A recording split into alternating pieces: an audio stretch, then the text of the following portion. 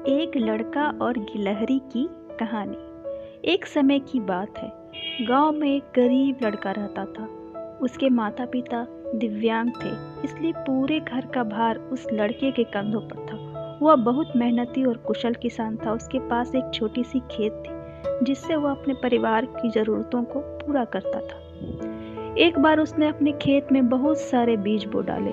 वह उम्मीद कर रहा था कि इस बार फसल की पैदावार खूब होगी। वह अपनी फसल को पानी देने के लिए पूरी तरह से बारिश पर निर्भर था, लेकिन दुर्भाग्य से बारिश नहीं हुई और उसकी फसल सूख गई और धीरे धीरे नष्ट होने लगी। वह निराश हो गया और अपने संघर्षों से पराजित महसूस करने लगा। वह एक पुराने पेड़ के नीचे बैठ गया और अपनी तकलीफों के बारे में सोचने लगा। तभी एक गिलहरी उस लड़के के पास आकर बैठ गई। गिलहरी ने लड़के से पूछा, तुम इतना उदास क्यों हो? क्या हुआ? लड़के ने गिलहरी की ओर देखा और बोला कि मेरी पूरी फसल सूख गई है और अगर इस बार फसल की कुछ भी पैदावार नहीं हुई तो मैं अपने परिवार की जरूरतों को कैसे पूरा करूंगा? वह सोच में पड़ गया।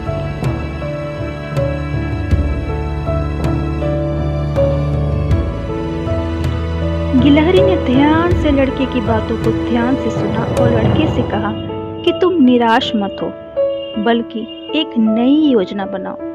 गिलहरी ने स्वयं का उदाहरण देते हुए कहा, मैं आकार में कितनी छोटी हूँ, लेकिन मैं कभी हार नहीं मानती।